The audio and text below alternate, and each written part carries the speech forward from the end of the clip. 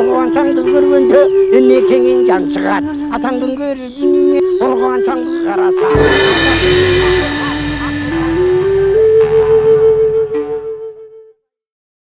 Assalamu alaikum hormаттуу телекөрүүчүлөр. Кайрадан сиздердин назарыңыздарга башканы коюп Манастай теле долбоорубуздун кезектеги чыгарышын тартуулайбыз. Өткөн берүүлөрүбүздө биз Кочкор өрөөнүндөгү Суяп шаары тууралуу кеп кылганбыз. Мына акыркы 30 жылдан бери социалдык сеттерде, газета журналдарга материалдарды жарыялап, ошо Суяп шаары Чүй өрөөнүндө эмес, Кочкордогу Чүй суусунун башаты башталган жерде Кумдөбө деген айылдын ордунда жайгашкандыгы тууралуу көптөгөн макалаларды жазып, чыркырап, мына буякта деп жүргөн Кайырбек Комурбаев агайды чакырып сүйлөшкөн элек. Бүгүн дагы агай биздин студиябыздын коногу. Кош келипсиз агай. Бүгүн биз ошол эле Кайырбек байке далилдегенге аракет кылып, мына Бала Сагын шаары дагы Кочкор жеринде деп чырылдап, чыркырап далилдегенге аракет кылып жүрөт. Эмесе бүгүн ошол Кочкордогу Бала Сагын жөнүндө кеп кылалы. Анда байке кепти баштай бериңиз. Саламатсыздар. Эми мындайда мен ушул 30 жылды эмес, 45 жылдан бери ушул оюмда ушул эмне үчүн бышкан кирпичтен салынган шаарлар Кочкордо бар дагы Кыргызстандын башка аймактарында мындай шаарлар жок деген ой эсимден кетпей, ушуну изилдеп аягына чыгыш үчүн көптөгөн материалдарды карап отуруп, акыры Бала Сагын шаары Кочкордо экенин аныктап чыктым. Себеп дегенде, мына биз карайлы байыркы маалыматтарда, байыркы эмеде Махмуд Кашкаринин эмгектеринде ушул Бала Сагын шаары картасында, Махмуд Кашкаринин картасында, дөңгөлөк картасында Туюк өрөөнүндө турат. Бала Сагын шаары Туюк өрөөнүндө жазылган. Муну биздин окумуштуулар араб тилинен кыргызчага которушкан. Анан ошо Бала Сагын шаары Туюк өрөөнүндө болгондон кийин Туюк өрөөн Кочкор өрөөнү. Эгерде Чүй өрөөнүндө болсо, анда бияк Чүй өрөөнүнүн батыш жагы ачык. Казакстан жагы ачык. Бул тигил тоо улам бияк алыстап кетет, эме жакты көчтөй, Казакстандын көчтөй. Анан экинчиси, жана тарыхый маалыматтарда мына тигил археолог историк Горячеванын эмгегинде Махмуд ибн Бали деген адам жазган экен 16-жылында. Өзүнүн Бакыралы асрар, же болбосо кыргызча Сырдуу деңиз деген эмгегинде Бала Сагын шаары 270-тен ашык аркалар, кансарайлар, мунаралар, анан мечиттери бар деп жазыптыр. Анан болгондо дагы аларды баары бышкан кирпичтен курулган дейт. Ана мен бул боюнча бул Чүйдөгү Буранага Бала Сагында биздин окумуштуулар эметкенден Буранага келип 2 күн жүрдүм. Бирок ал жерде ошол жанакы Бурананын мунарасынан башка дагы 3-4 бышкан кирпичтен салган мавзелей, мечит деген нерселер бар экен, кичинекей. Ошондон башка мен эчтеке таба алган жокмун. Калганы бүт эле топурак. Анан биздеги жанакы Бала Сагын деген жердин үстүндө мен өзүм 25 жыл иштедим. Ошол жерде той цехинин начальниги, андан кийин жана терини кайрыштетүүчү цехтин начальниги болуп, анан кээде извини болуп иштеп, анан сугатчыларга жер сугартканда эле суу жеп кеткен жарларда бүт эле иштене чыгып калчу, бышкан кирпичтен салган иштенелер чыгып калат. Эмне бул? Ой, байлардын эмеси го. Тигерки байлардын үйлөрү го да. Болгон мүрсөөсүбү деген чыкса, мүрсөнүн тегерегинде. Мүрсөөлөр ошол жерге, кийинки мүрсөөлөр ошол жерге туруп калбады. Анан ошентип ойлоп койчумун. Анан да бир нерсе характерный. Бизде Солтобай деген аянт бар. Анан бая сакалдуу катаң карыя сугатчылар айтчу, Кайырбек, эгерде суу келип, түндүктөн суу келип, арыктарды тигин жей баштаса, айдоон жей баштаса, Солтогойго сал дечү. Анан Солтогойга баягы чоң суу келгенде Солтогойду аянтына салып жибергенде суу аягына чыкпай 6-7 сааттан аягына чыкса көрсө, тигил аянттын астындагы үйлөрдүн ичине кирип толуп, андан кийин аны сыртка чыкчу экен да. Анан үстүнөн баягы арыктарды касканда карапа мышкан кирпичтер чыгып калчу. Анан ошо менен эме кылып отурдук, анан бул эмне деп жанакы мунан кийин 88-жылы жанакыл сиз көргөн казылган чуңкурдагы курулуш 88-жылы совхоздун директору Силосун Ямагылабыз деп 2 чуңкур каздырганда. Ошондо мен 88-жылы биринчи көрдүм. Ошондо тиги бульдозерлорго май куйганы барга машинанын кабинасында отурдум эле көрүп, анан таң калдым, кирпичтер ушундай экен деп. Анан ошого эле көңүл бурулбай калган. Анан ошо жөнүндө мына тиги 91-жылы Кубаттабалдиевке биздин тиги башкармабыз кийинки директорубуз Жодонбеков көрсөтүптүр. Ошо менен калган. Анан 96-жылы үлүшкө жер берилди. Ага чейин тынч турган жерлер. Анан кирпичтери үлүшкө жерге тийген адамдар анан ташый баштады. Анан бул боюнча ал убакта айтканымды эч ким караган эч ким болгон жок. Анан 2011-жылы талкалап японский погрузчик менен үстүнө алып, анан казып киргенде мен органга билгисип ошол жерден эмесин токтотуп калдым. Андан кийин анан бул биздин археологдор Кубаттабалдиевди чакырып көрсөттүм. Анан ошо менен 6 жыл археологдордун артынан жүрүп каражат таппай акыры казылды. Тигин түрктөр Тика коому акча берип ошо менен казылып, жана азыркы навес болуп жабылып турган жер ошол. Андан кийин жанакы мурун көрүп жүргөн жерлерден кыдырып көрбөдүмбү? Мен мына көрүп, мына жакында эле өзүңүз көрдүңүз, 1 гектар жерди 1-12 жерин кастык го. Ошондо касканда 30 сантиметрде стеналар, бүт эле бышкан кирпичтен чыккан стеналар чыгып атат. Астын каскан жокпуз, эгер кассак стена бузулган турган. А үстү болсо тигил трактор айдап атып, кирпич майдаланып, талкаланып ошо эметип калган. Анан алдындагы кирпич аябай көп экендиги өзүңүз да көргөн болдуңуз.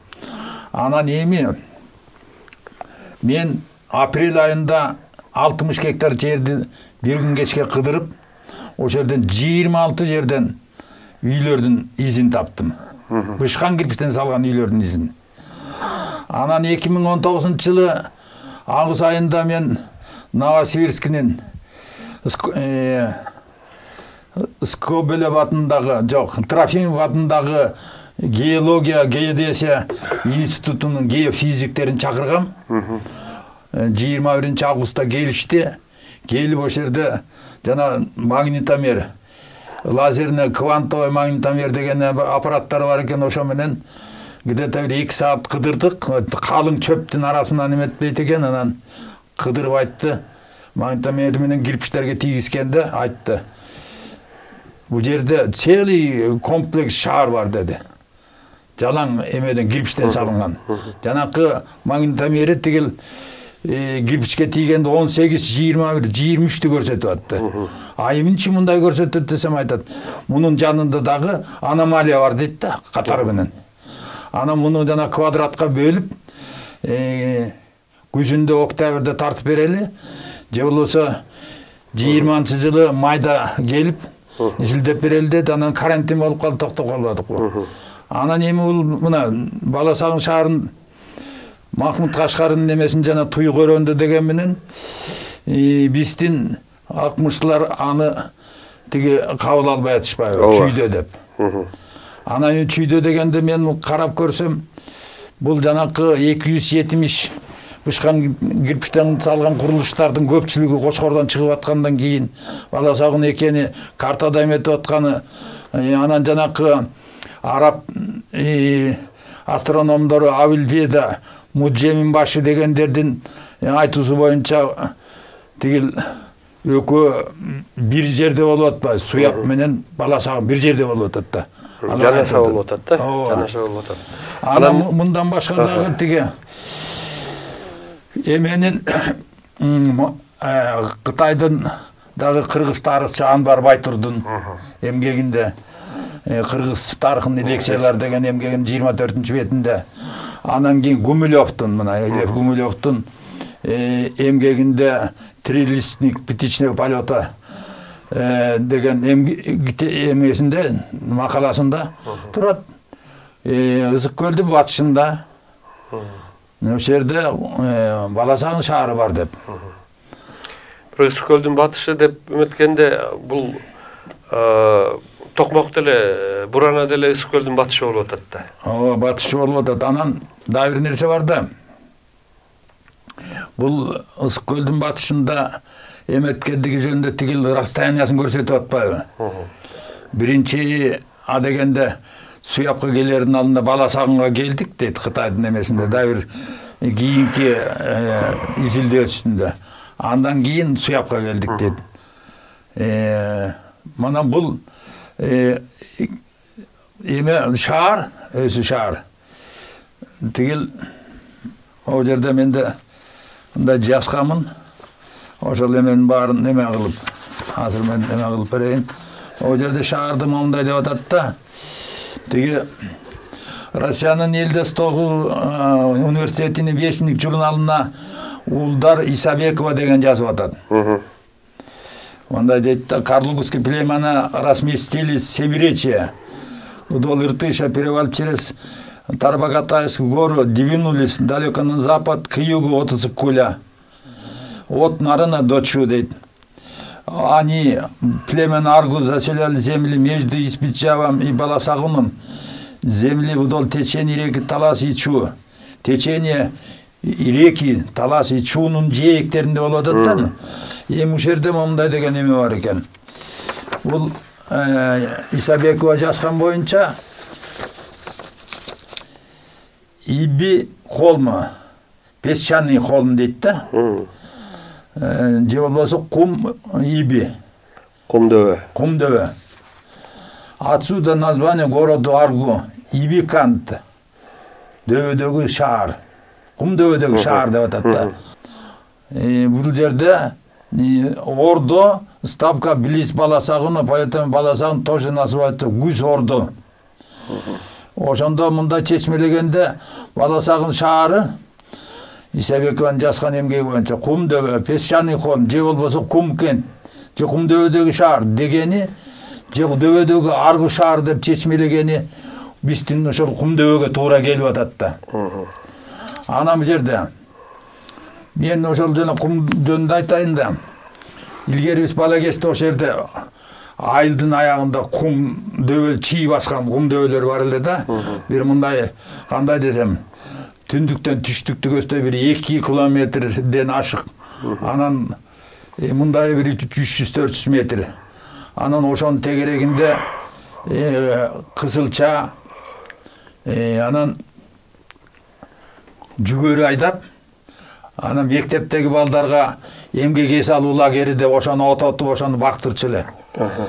Анан биз жармабызды, айраныбызды, наныбызды алып кетменибизди көтөрүп ошо барып, анан түшкө эс алуу dabei чийдин арасына кирип кетчү элек. Анан бир күнү балдар менен кум дөбө дейт, кел казып көрөлү деп казсак, кадимкидей эле чөлдөгүдөй кум чогулган жер экен да.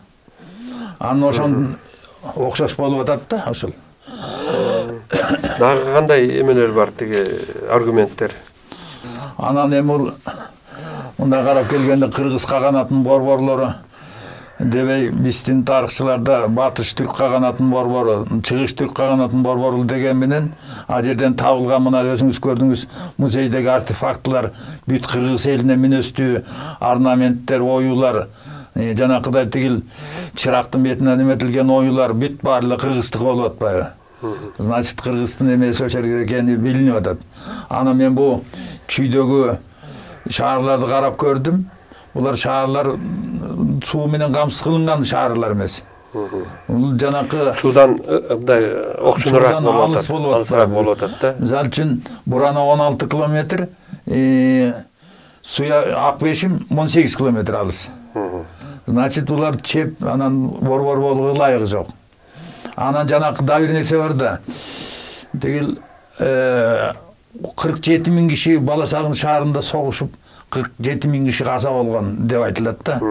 Анан бул өрөөндө эмес, Кочкор өрөөндө болгондугу, жана биздин кээ бир дөбөлөрдө ушунчалык мүрзө көп да. Кээ бир жерде жанакы братский могила деп катар тизип туруп, көмүп, үстүн ак таш менен жаап койгон жерлер бар. Мен илгери жана силосный ямаларды казып эметкенде ошондой сөөктөрдү да көргөм да.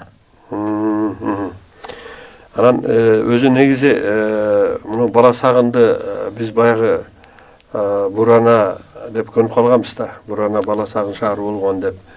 Бир мезгилдерде баягы кара кытайлар, кидандар ошол жерди ордо кала кылып да турушкан да. Баягы кыргыздарды кубалап чыгып, ар кайсысын ар кайсы жака айдап жибергенден кийин ошол жерде ээлик кылып турган. Муну биз Манас эпосунан, башка эпостордон деле ошо кыргыздардын калмактар менен, манжулар менен, кытайлар менен, ойроттор менен, шибейлер менен согушкандыгы тууралуу маалыматтарды көрөбүз да. Ошондой эле Суяп демекчи, Суяпта Кытай элинин белгилүү акыны катары бүгүн биз кабыл алган Либо деп жүрөт. Либо кытайлар Либай дейт. Бизде орус тилинде Либо деп коет, а негизи бул Элюбай болуш керек. Либонун Акбозүй деген ырын кытайлык кыргыздар дагы которуп жүрүшөт.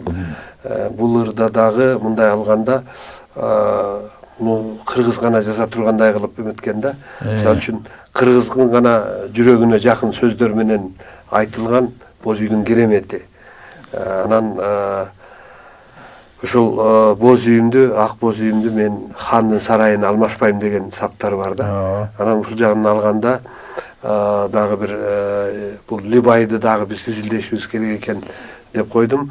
Ошондой эле бүгүнкү күндө ошол эле Суяп шаары деп аткан шаарды баягы мындан ары дагы казуу, Баласагынды казуу боюнча биз Кытай мамлекетине кайрылып Либайдын эмеси төрөлгөн жери ушул жер десек, балким алар жардам берет беле деген ой келет да. Эми мындай да, мына бул боюнча биз жана айтып кеткен мурунку Суяп жөнүндө эметкенде жана Түгөлбай Касаков жөнүндө айтпадым ба.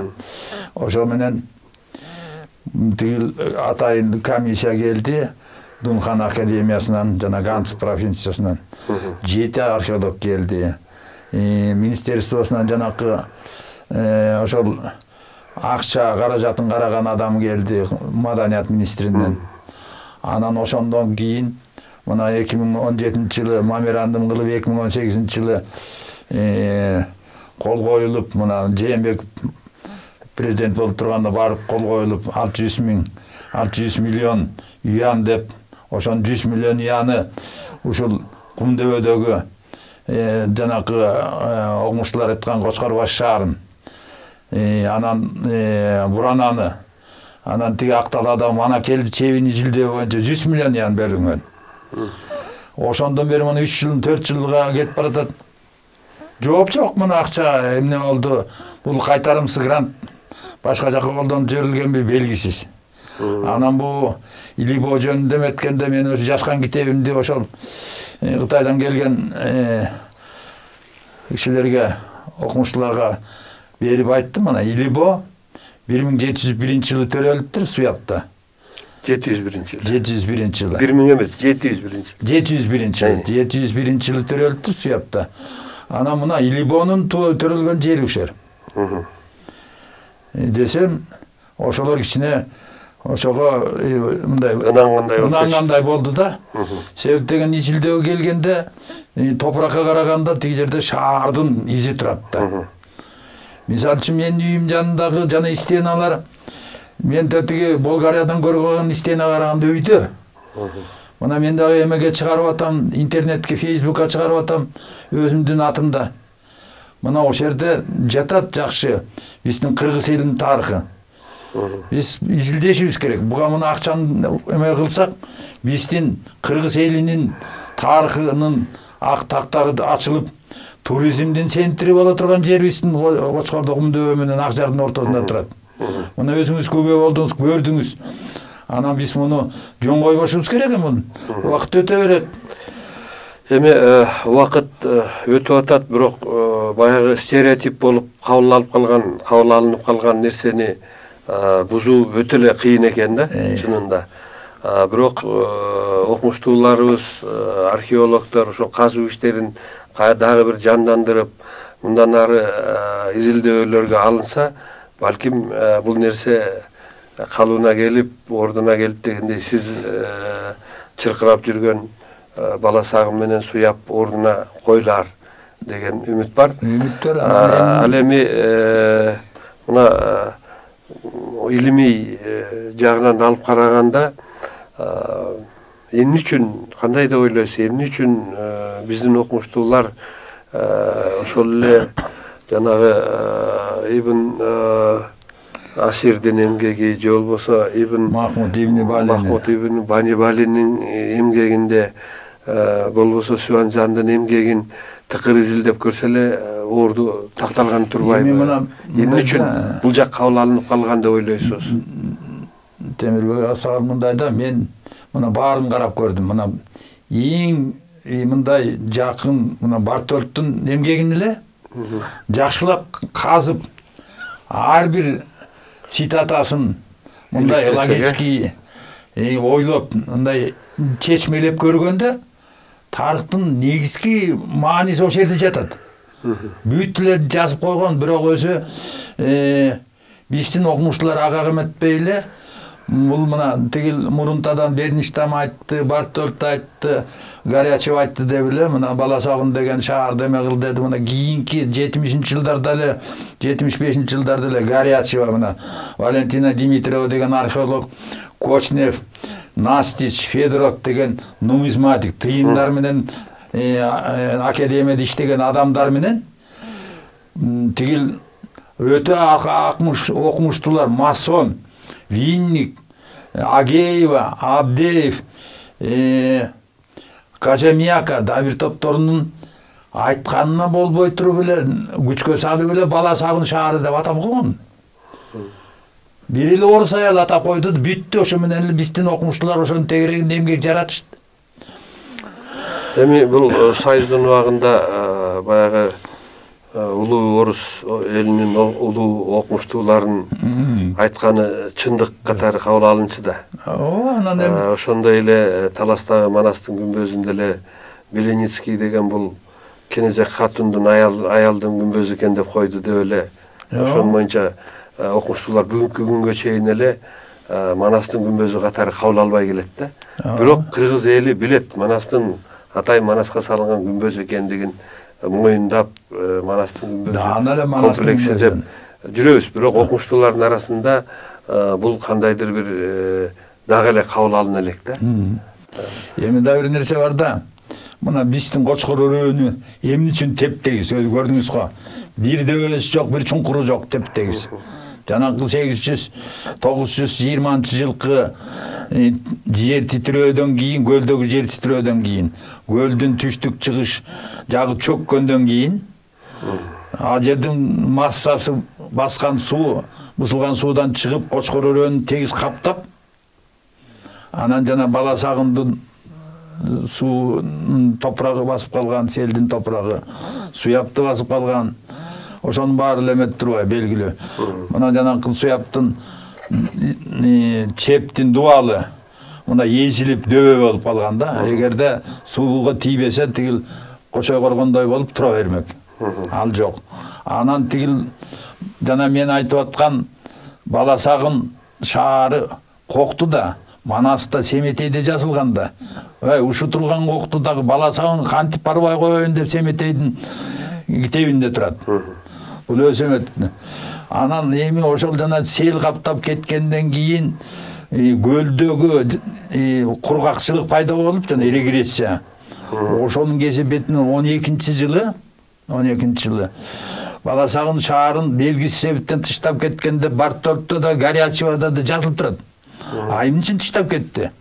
Бұл нені себебі бар? Кілтейген шаар, бүт бышқан кірпіштен салған шаар. Бұл жаңағы сел басып кетті. Анан көлде құрғақшылық пайда болғандан кейін өрөнді тоо башында топтолды. Галасен ирриграция пайда болып, өрөнгө суу түшпөй, дыйканчылыкка мал чарбасын багууга мүмкүнчүлүк болбой, чөлгө айдам жана кум дөбө пайда болгондон кийин анан бул жерден эл кеткен. Анан мына сиз өзүңүз көрдүңүз жанакы Баласагындын каскан навестеги зданиянын түштүк жагында жана койдой болгон таштар жатат. Ошол койдой болгон таштар мынан Оттавалдиевке рахмат, ошол казып атканда четинен алып казып эми чыгарганда жана койдой таштар. Ар жагы арка кире бериш эшигин биринчи эшикти эме менен момда жоон жыгачтар менен тизип туруп, анан болгон 4 метр бийиктикке чейинки чуңкур тепкичти толук койдой таштар менен толтуруп, анан кетишкен да. Бул ошо ал жерде эмне казына болгонбу, эмне болгон? Бул жерде мындай тигил буну казып баштаганда биздин окумуштуулар, тарыхчылар жана Сатык Бурак Карахандын күмбөзү дешти. Ана мен айттым, жок, бул хан сарай. Анан эми ошентип казып келгенден кийин изилдеп келгенде эки эшиктүү ажайыпкана эме экен да. Зоопарк.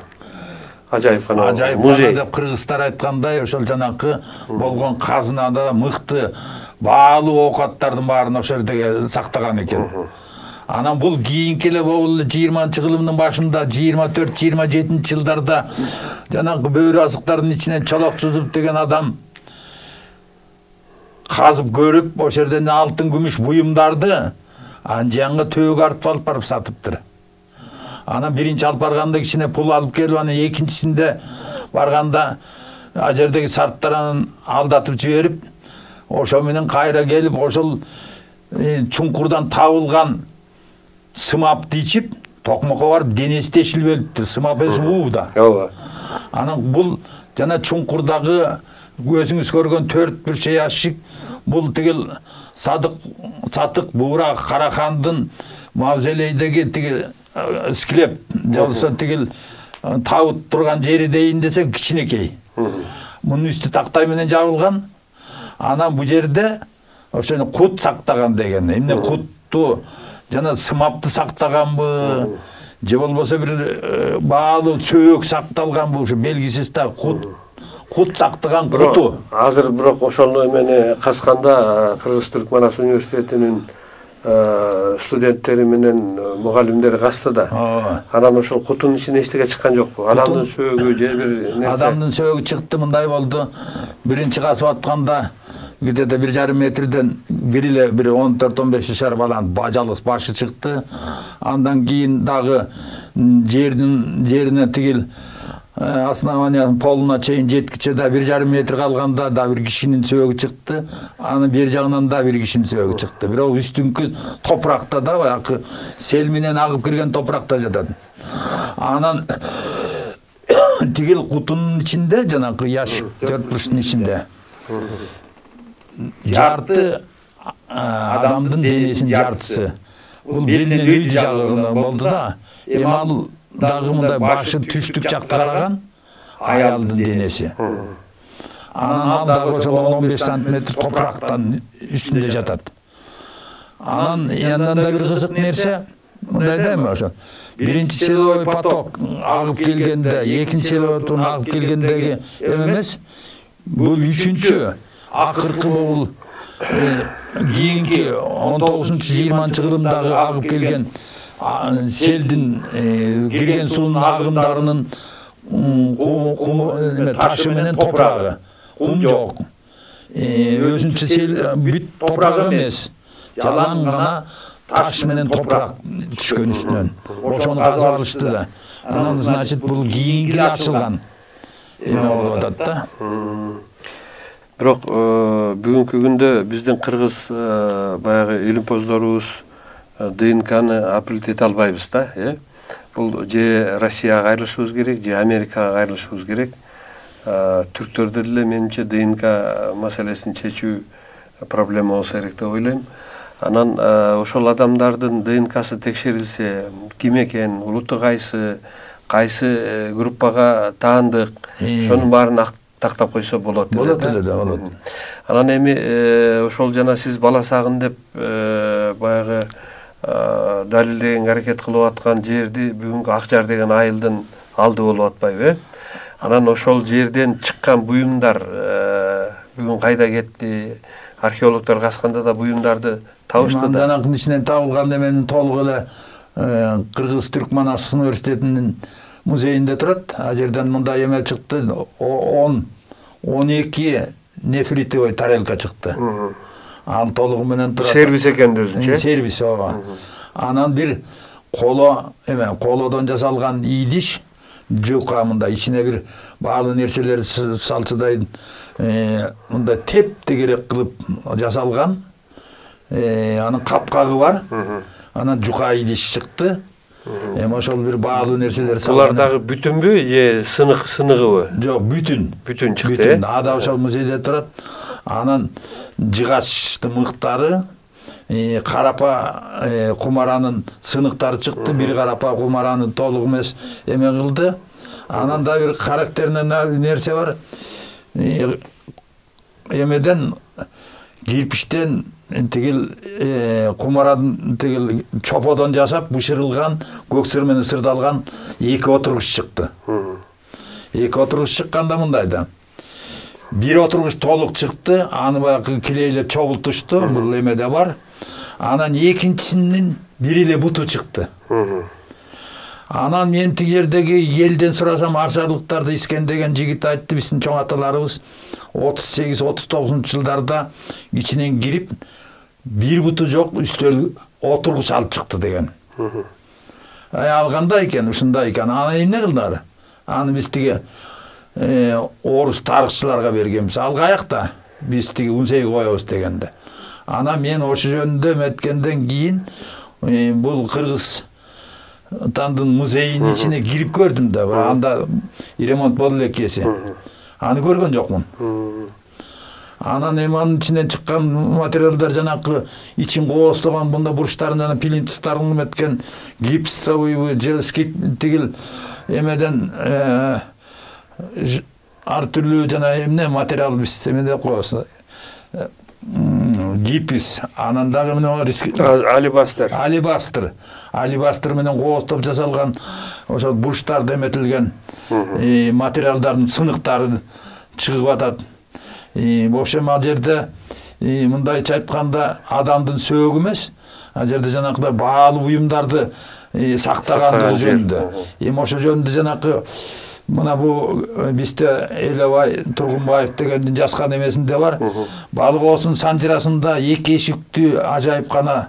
Ошонун ичинде хандардын, атактуу адамдардын сүрөттөрү, анан байлыктары сакталган деген жери бар да. Анан ошол Бала Сагын шаарындагы байлык сактаган жери ошол жана 4 метр казып туруп, азыр 6 метр болду, бир топурак көтөрүлгөн менен. Ошонун ичинде сакташса керек. Анан барынан кызыгы ошол казылган имараттын полу дагы кафелденген болуп атат, Мына ошолдо болот да. Эгерде мирчөө болсам да болбойт эле. Мен бу боюнча көп материалдарды карап көрдүм. Жана Беленискийдикин, Хмельницкийдикин, бул тигил Түркменстандагы жана археологиялык казуулардан чыккан курулуштарды, Тажикстандан чыккан курулуштарды, Өзбекстандан чыккан курулуштарды карап көрдүм. Биринде дагы бир да күмбөздө андай полун кафелдеп 2 катмар кылып жасалган эмес да. Демек ал күмбөз эмес, Күмбөз эмес. Бул 100% мен орусча айтканда 100% эме берем да, кепилдик берем. Бул күмбөз эмес. Бул деген жанакындай баалуу буюм сактаган казына. Кыргызча айтканда казына.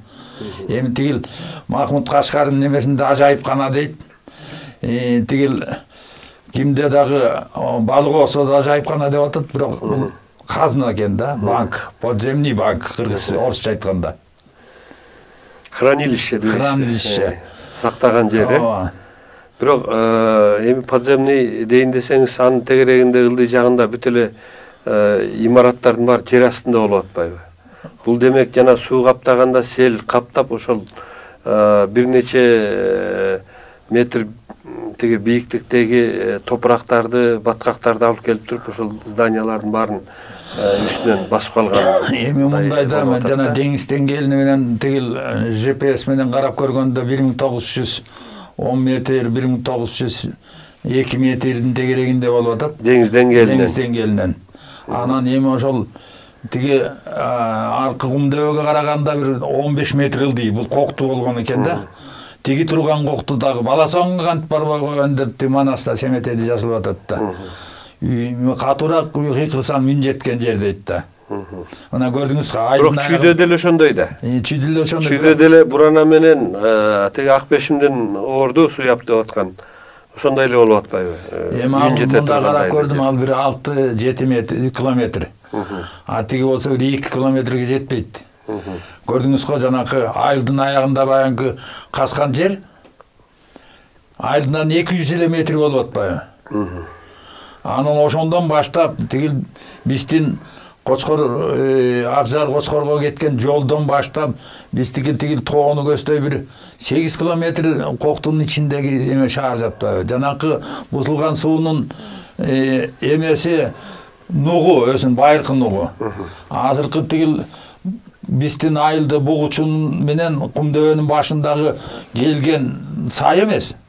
Була дегенде ошол тигил Шамшыдан Сарыласастан агыпкан суу түндүк чыгышты көздөй агып, анан кайра ошо Баласагынын ортосу менен Акжар менен Акжардын башындагы жана Саска түз куйган дарыя экен да. Ошо нуктары, байыркы нуктары бар өйдү жакта.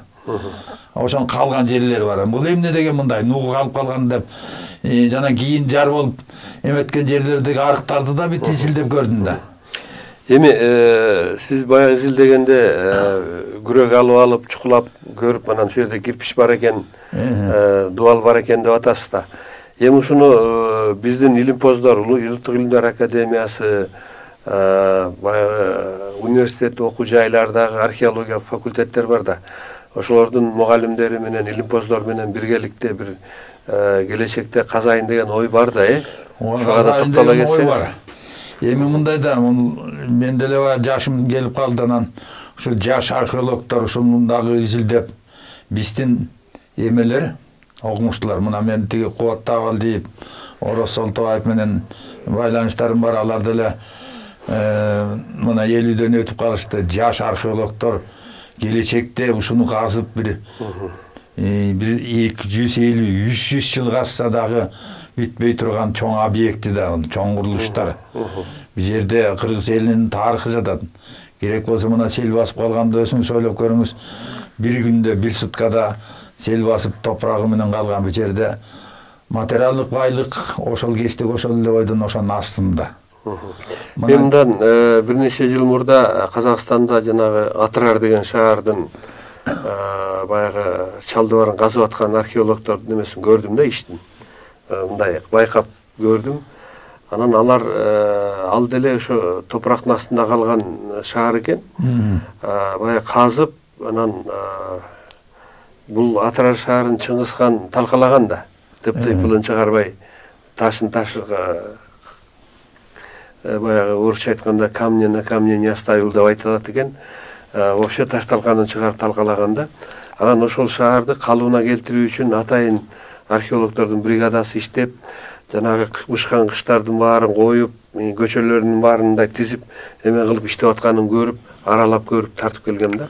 Ал эми бизде деле ошондой кылып туруп, ошол жанагы шаарларды эми азыр условно сиз Баласагын менен суяп деп атасыз, условно азырынча ошентип айтып туруп, бирок казып, эгер чын эле ошол жерде жана сиз айткандай 279 здания бар болсо, эме бар болсо, бул келечекте чоң бир тарыхый ачылыш болот эле деп ойлойм да. Анан муну үчүн көптөгөн каражаттар керек, мамлекетибизде каражат жок. Ошол учурда муну казууга кылган аракетибизди токтотпошубуз керек деп ойлойм. Ошондой болгон күндө деле бүгүн жок, балким келечекте мына азыр Кумтөрдү алдык деп атат, Кумтөр Кыргызстандын экономикасына иштей баштаса, жер үй, алтын кени Кыргызстандын экономикасына иштей баштаса, анан жөн эле алтынды карап отурбай, андан башка биздин жерибиз баягы өтө экологиялык таза продукталарды, жер жемиштерди өстүрүүгө ыңгайлашкан жер болуп атпайбы? Эгер биз экологиялык таза продукталар менен кошо эле Кытайга, башка кошуналарга сатып экономикабызды чыңдап алсак, балким келечекте бул шаарларыбызды археологиялык жактан казып, анан дүйнө эли агылып келип көрө тургандай абалга жеткизсек, туризм менен эле мамлекетибиз байып кетет эле деп ойлойм да. Мен жана Кытай жөнүндө сизге айтканым, эгерде Либойдун мына ушул жерде туулуптур деп бир-эки зданияны баягы жасап койсо, Кытайлар эле келип экономикабызды толтуруп берет эле деп ойлойм да. Бизде Кытай Фофия деген бар эмеспи? Бул жөнүндө мен деле ойлоп атам, мына Илибонун туулган жери ушул экен деп Кытай келип музей салып, Илибонун музейин түзүп коюп, анан биздин жерибизди казып берип, артефактларды коюп берип кетсе, булар өзүлөр ошондой намерение кылышты келгендер. Биз эчтеке албайбыз. Казып беребиз да коюп коебуз. Музей кылып беребиз да. Анан ой, Кытай деген келип алат, анын жериңди ээлеп алат. Эч кандай ээлеп албайт. Тарыхта жазылып турат, Кытай деген бул жерге экспансионный карательный отряды келген 748-жылы Суяпты талкалап түсөтүп, 751-жылы Таластан талкаланып, кырылып, 20 000 аскери менен кайра кеткен. 30 000, 50 000 өлгөн, 30 000 колго түшкөн. Андан кийин анан ошо менен качып кеткен дагы ошо менен 19-жылымга чейин келген эмес бул территорияга.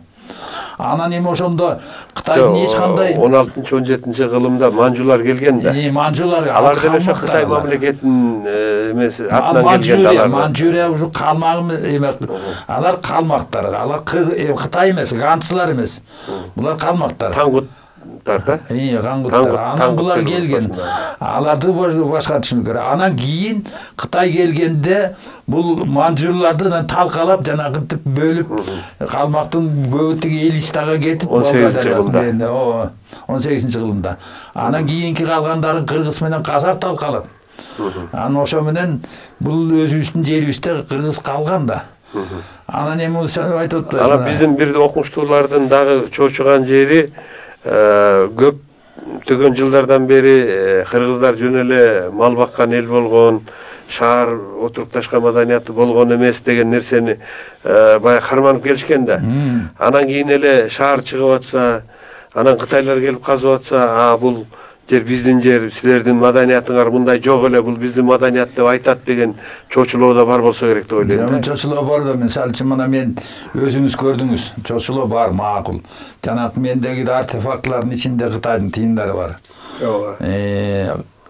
Монголдун тыйыны бар. Ал тыйындар ошол жерден табылганбы? Ошол жерден табылган. Монголдун тыйыны бар, Кытайдын тыйыны бар, Арабтын тыйыны бар. Арабтын тыйыны бар, караканттер бар, саманиттер бар. Анан эми бул аралашканда соода жүргөн.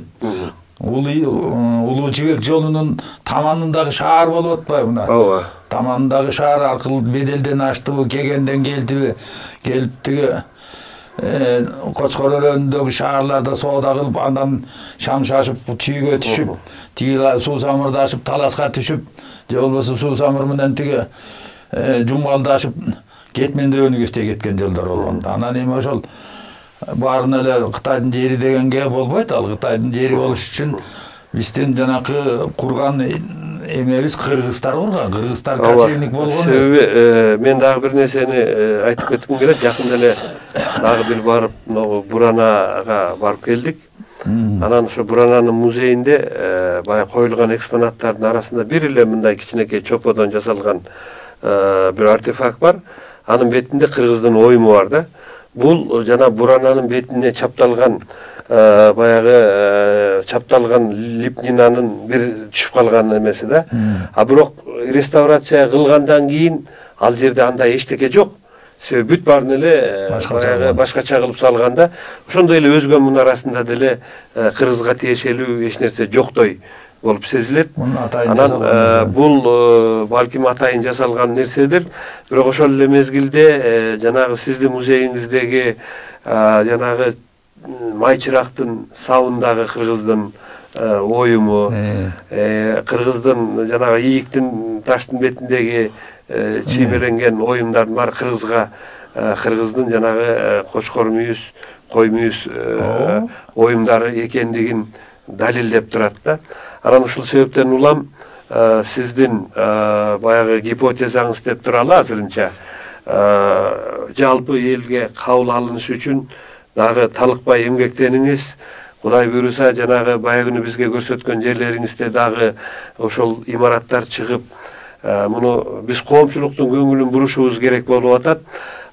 Себеби бир мезгилде кыргыздардын Ордо калаасы ошол Кочкор өрөөнүндө болгондугу тууралуу маалыматтарды издеп көрсөк, мен жакында ушул Марко Полонун бул 14-кылымда жанагы Хибулай хандын ставкасында атасы барымтага таштап кеткен италиялык баягы саякатчы, себеби атасы соодагер болгон экен, Марко Полону ошо барымтага таштап кеткен да.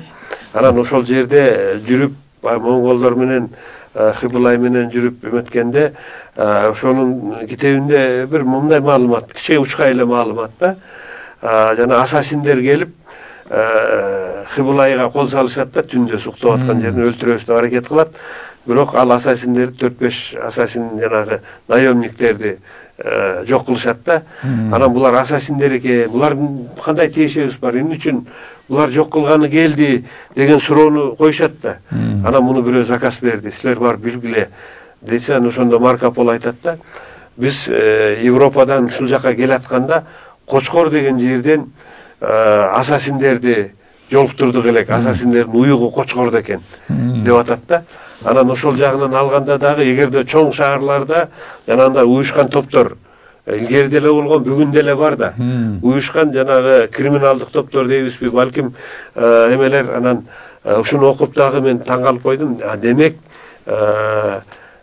ушул Кочкор өрөөнү чоң баягы шаарлар болгон. Буга далил катары байыркы мүрзөлөрдүн көптүгү дагы бирден бир далил катары карасак болот.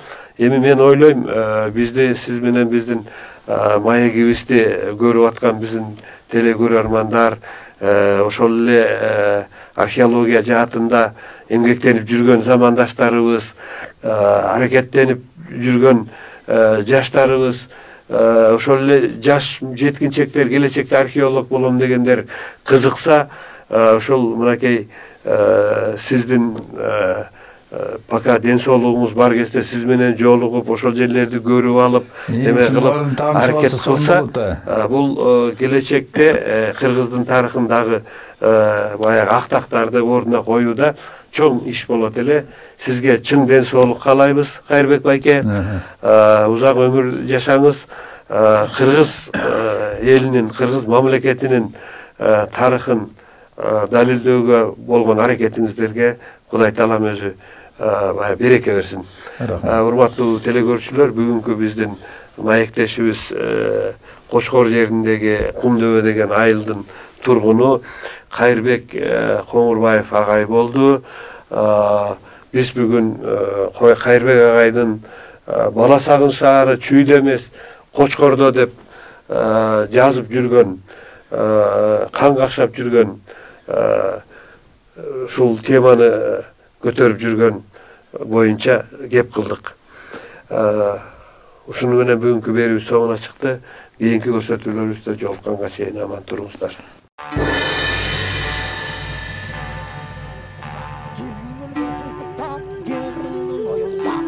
Deniz boyunda orgu çan çıkar. Orguan çangı görgünde enne kengin can çıkar. Atandın görgünde orguan çangı karasa.